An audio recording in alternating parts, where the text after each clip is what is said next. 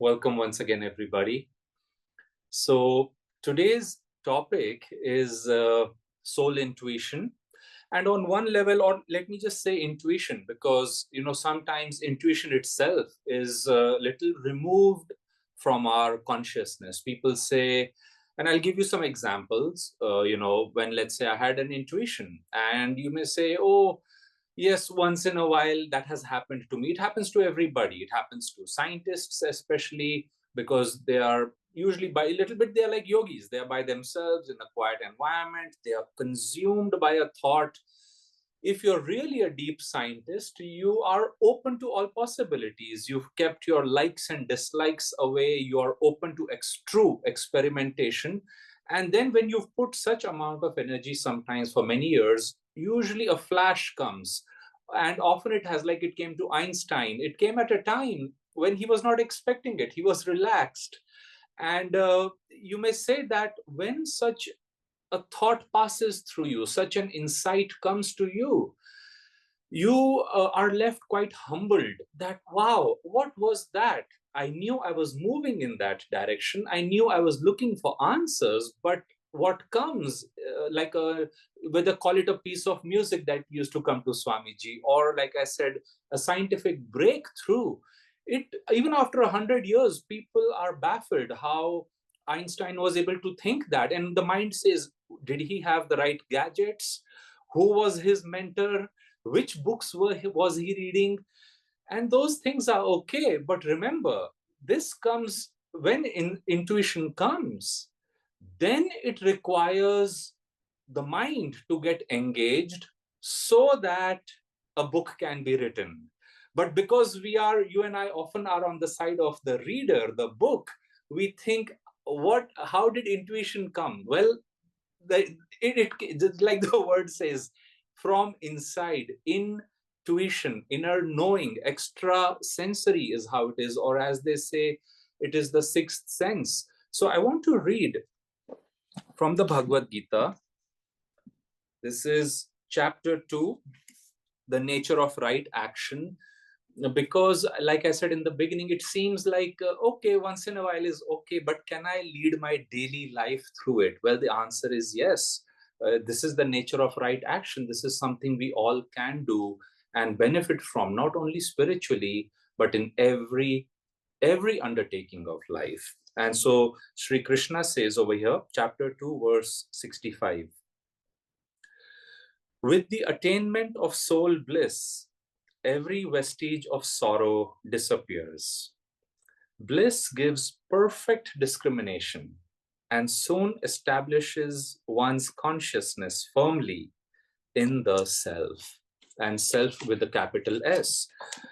First of all, when bliss comes, I think, and if anybody over here is not a meditator, I would really encourage you to try it, because we can talk about this subject, but really, like I guided even in this brief meditation, that try it out. What the lab is to the scientist, Yogananda ji said, meditation is to the truth seeker, to the devotee, to the yogi, to a person who's, again, really not, it may be, you may not be seeking God. Swami Kriyananda ji, our own teacher, he used to say, I was looking for peace and happiness. And when he read that God, so Priya, will you please unmute yourself? When he realized that actually it's not just peace or happiness, God can come through meditation. Swami Kriyananda ji said he had no idea that such a gift could be bestowed through meditation. So let's take it step by step. What is intuition? Well, we've said it is an inner knowing. Paramhans Yogananda ji said it is the soul's power to know God. It is the power where we recognize that there is God and we are children of God. He is inside of us. We get that experience. When Master had his first experience of cosmic consciousness, this is what he wrote after experiencing that beautiful state of samadhi. Then, of course, he goes to Sri Yukteswarji and says, sir, when will I find God? And Sri Yukteswar is smiling. You know that whole part. But I want to read what Master says about that experience. I understand now, sir, why saints call the Lord unfathomable. Even everlasting life could not suffice to appraise him. That is true, but he is also near and dear. After the mind has been cleared by Kriya Yoga of sensory obstacles, meditation furnishes a twofold proof of God. Ever new joy is evidence of his existence. And remember, Master is using very strong words, is evidence of his existence. And one may say, well, I have felt joy, but he's saying ever new joy, not the kind of joy which has the dual opposite of sorrow, the kind of joy which gushes so strongly that you know that this is something I have not experienced before. I have not manufactured this. Shopping has not brought this about. This is coming from somewhere else. And Master says that is the evidence that gives us the evidence of his existence, convincing to our very atoms. Also in meditation, one finds his instant guidance, his adequate response to every difficulty. And I'll give some examples over here. Then this is Sri Yukteswarji, by the way. Then Master says, I see Guruji, you have solved my problem. I smiled gratefully. I do realize now that I have found God, for whenever the joy of meditation has returned subconsciously during my active hours, I have been subtly directed to adopt the right course in everything, even in details. Now, I have not experienced samadhi, but I have experienced some moments when, and all of us must have, when you say, how did this happen? And it convinces us that there is an intelligence much larger than ours. It's almost like a knowing. And our brain or our ability to see, like Padre Pio said it very sweetly. Somebody said, how do you know these things? And he said, sometimes God allows me to read his notebooks. And a little bit, he said. And the point is that, so you know, you must have met somebody who knows the future sometimes. I've met people like that, or people who say, I can read your mind. There's a popular YouTuber now who is, getting very popular all over the world because they can read people's mind. And people are like, how are you doing this? Well, it's a siddhi. And of course, we don't want to look for that siddhi. I once met a person who was very challenged. He was totally incapable of functioning because he was able to read everybody's mind around him. And he said it was like a highway that had become congested and traffic jam was happening. He said, I cannot make decisions of my own life because everyone's thoughts are going through my mind. And of course, his mind was not strong. Well, I simply told him, I said, give it back to Yogananda ji. He accepted him as his guru. I said, you must have prayed for it, or in whichever way this thing has come to you. I said, simply give it back. So anyway, let's come back to the subject then. This morning, I got a nice video. Maybe others of you who are subscribed to Ananda Sangha Worldwide, you must have received this very little short video of Swami Kriyananda ji, where he's giving an example he used to give quite often towards the end of his life. And he said, imagine it's a full moon night and the moon is shining bright at night. And he said, there is a plate. There are different plates kept on a table. And he said, if you shake the water, without any movement, he said, you can see the perfect reflection of the moon in the water in each plate. And he says, now if you blow different intensities of air on those plates, the water is ruffled to different degrees, and the image of the same one moon is distorted. Sometimes it is so distorted, a person may say, and they may say, there's no moon, there is some light here and there, but we cannot call it the moon. Why do you say the moon? So think about it. You may say, well, I want to find God. And somebody who's never tried meditation, never perhaps tried to read a scripture, are not interested, as they say, in the life of a saint, they may say, well, there is no God. You should know better. How can you say, show me God? Or people say, that's the reasoning faculty. Can you show me God? So Swami said, if through meditation, If we can, and Master says that by calming the breath, by calming the mind, by stilling the body, first the body, then the breath, then the mind, the feelings, getting the ego out of the way. Swamiji said, you will not only find God, you will realize you are a child of God. He is inside you. And once you taste him, once you realize you have not, it's like an orphan. If somebody tells you, Aditya, you're 45 years old, but let me show you a picture of your true parents and you as a child. Well, I would really want to run in that direction. And so it is that the moment the soul gets a glimpse of that truth and that reality, it wants to move in that direction. Now, I was saying I'll share some practical examples.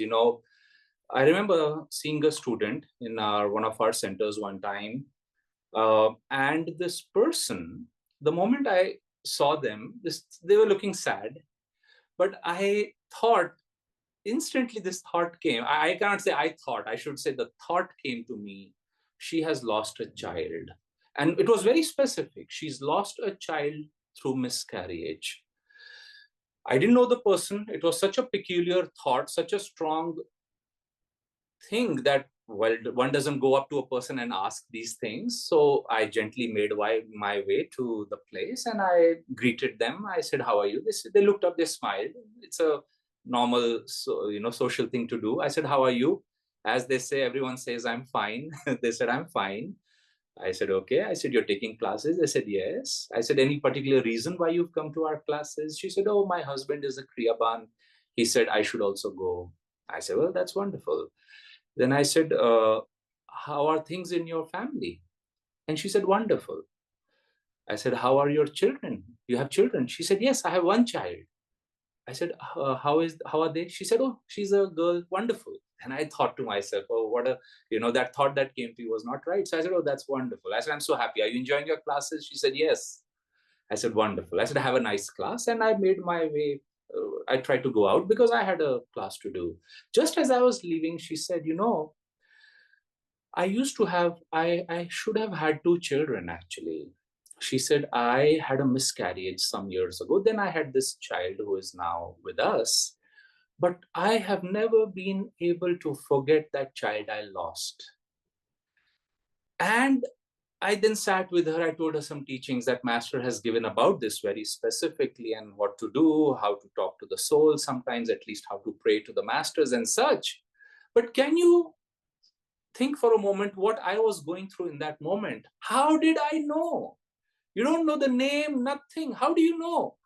It is extrasensory. It is not about time. It is not about space. It is not reasonable. If I would have told somebody, I'm trying to tell you, and naturally you must be thinking, how did he know? Well, it is not me. The thought comes to, that thought comes. But then I thought about it. Why did it come to me in that moment? And maybe I share this in teacher training sometimes. Don't think about yourself, Swami used to say. Keep the ego out of the way. When you're doing a class, you are there to address what the audience needs. Why are they here? Of course, we have to prepare. We should know the teachings and the techniques. Reason is important, but reason cannot give us God. Reason can convince us a little bit why meditation is good. It's a little bit like I do these workshops. What happens to the brain, how it is good for your memory, for your heart, for your breath, for your immunity. Then the mind gets convinced, oh, yes, I should meditate. It is good for my health. But intuition is one step further. It will bring us bliss. It will bring us joy. It will bring us freedom because you've gone past likes and dislikes. Likes and dislikes are our greatest enemy. I would suggest one assignment for the coming week to deepen the intuition. Take one dislike for a person or a thing and take one attachment or a like and try to keep it aside. If you read from this book, Affirmations of Self-Healing, and do make a study if you want to of the subject of discrimination or vivek, decision-making, refined reasoning, intuition, you can say, from that book. Swamiji said resolutely, I quell my inclinations. If we want to do what we want to do, well, unfortunately, that is what you will do. And that is what we have been doing for incarnations. Whether society tells us to do that or our own habits, even good habits, as you know, they will take us high, but they do not take us to God. Dronacharya personifies habits, good and not so good. He didn't find God. Habits, good habits are better than bad, but reasoning is good. But ultimately, and Swami is very unforgiving in this subject. He says, and let me actually read his exact lines, or I should say uncompromising, because actually he's doing us a favor. He says, "Guide me, Lord, that in all things I know thy will, for I know that only by thy will are all things led to perfection." So the person who is aiming for true intuition and discrimination or decision making has to again and again and again, and we meet failure. Why not? It's okay. But each failure is like a stepping stone that, okay, I could hear some whispers of God, or I meditate before important meetings. I meditate before making important decisions. I feel joy. I feel calm. And hence, I take that inner guidance. And sometimes it does not work well, which is okay. But if we are really tired of the ups and downs, not just the failures, but even seeming outward success. People say, "Oh, you are famous." They used to tell Swamiji. He said, "It means nothing to me." "Oh, you are rich." Rich people will tell you it means nothing to them. Popular people crave to not be popular once they are popular. So the point is, if we are trying to move in the direction where we are seeking freedom, we have to see how we are, especially as Kriyabans and disciples, more and more doing, as we say, the will of the masters, and who purely express the will of God. I'll give you another simple day-to-day example. And many of you have heard this. I had a patient in Lavasa when I used to work there. And people, parents and moms, forgive me for this, women generally have more intuition than men, because Swami used to say their feeling when calm is intuitive. It is the feeling component, not so much the intellect that brings intuition. So this mom came, she was my yoga student, and she asked me for some antibiotics. And I said, "Okay, what happened? For whom?" I said, "You look well." She said, "No, my daughter has sinusitis." I saw the daughter in that moment, and she said, "Just give us an antibiotic, doctor." And I said, "Well, so you've made the diagnosis," I said, "but you've come to me for the antibiotic only?" Because in Lavasa, in that hospital of Apollo, you couldn't get it without prescription. And she said, "No, but I've seen her since childhood. I know." And I thought, let me also examine her. She said, "Of course." And as I started examining, first thing was, I looked at her and she just didn't look good. She was much worse than a person who just had a blocked sinus. And I prayed to Master. And when in doubt, Swami used to say, talk to God all the time. Talk to the masters. What's happening? Help me understand this. I don't know what's happening, but you tell me. And so when I prayed to Master, I said, "Master, what's happening here?" This simple thought came: ask her how much chicken she eats. Does she eat chicken? And first the thought was how much she eats. And I said, how much is too direct. So I said, "Do you eat chicken?" And their jaws fell on the floor. The whole family was in the room.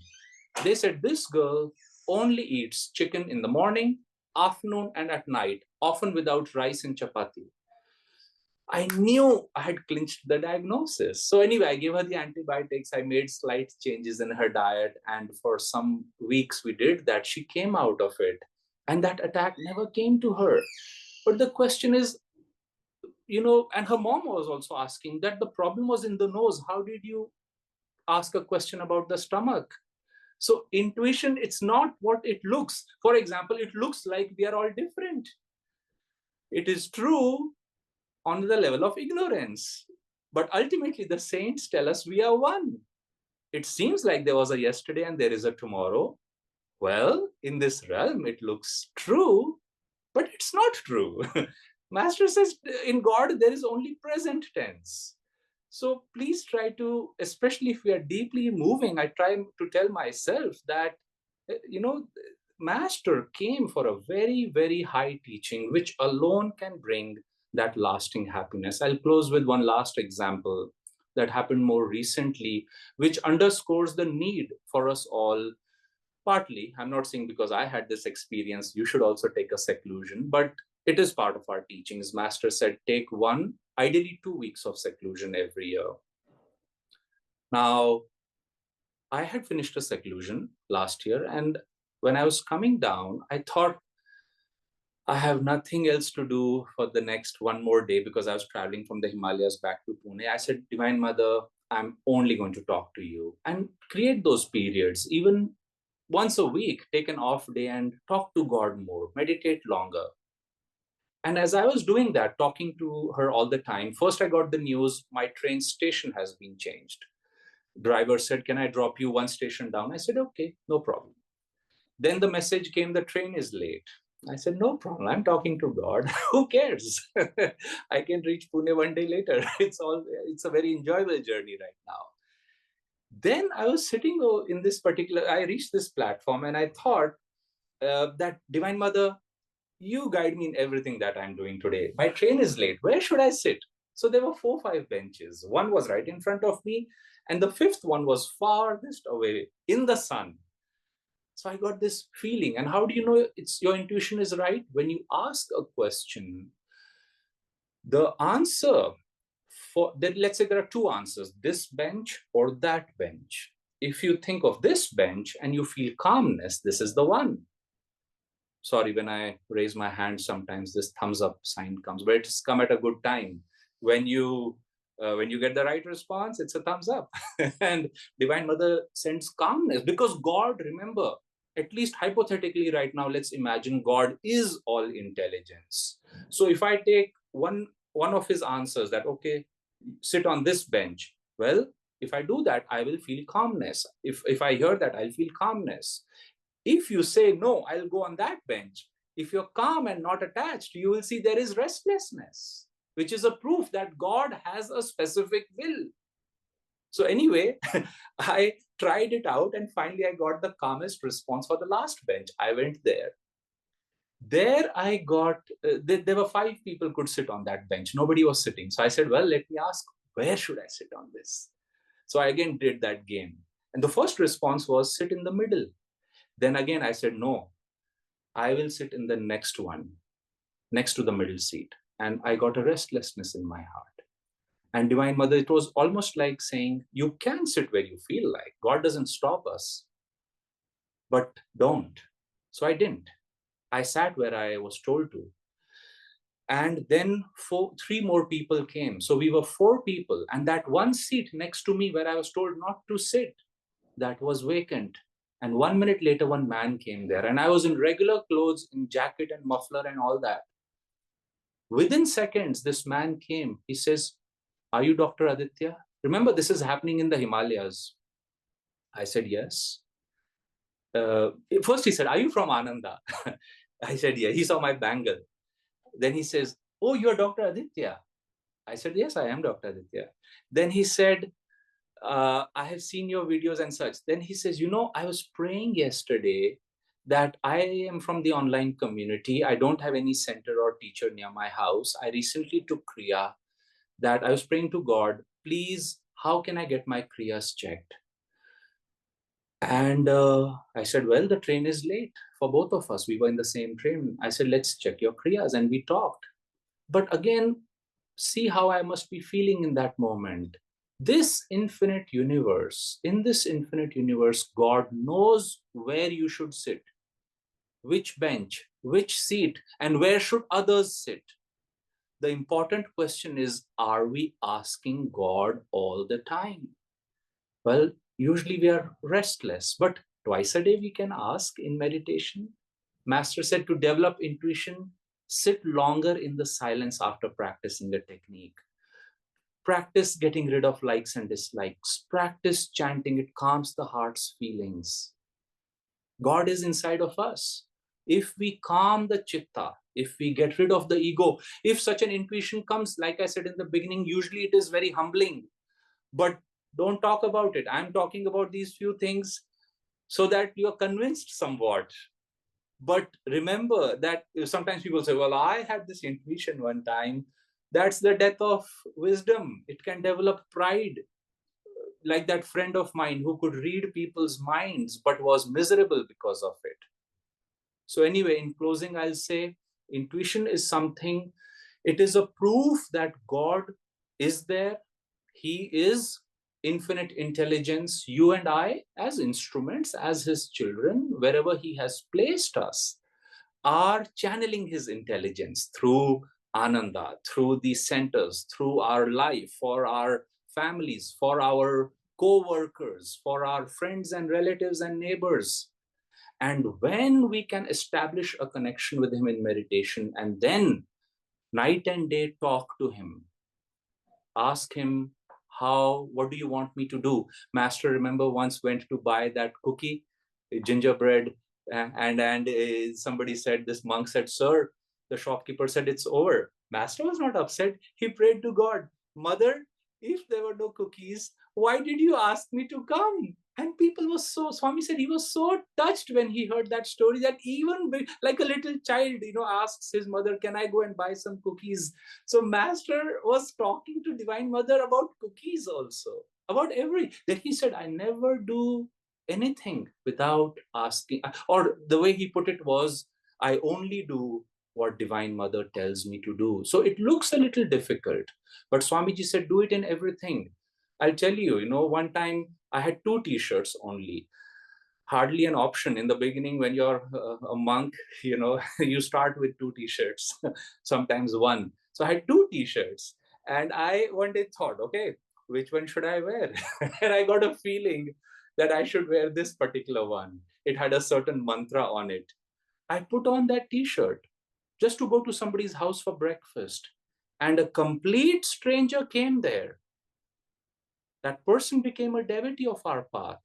And they said to me many years later that morning they had prayed to the exact deity whose t-shirt I was wearing on my chest.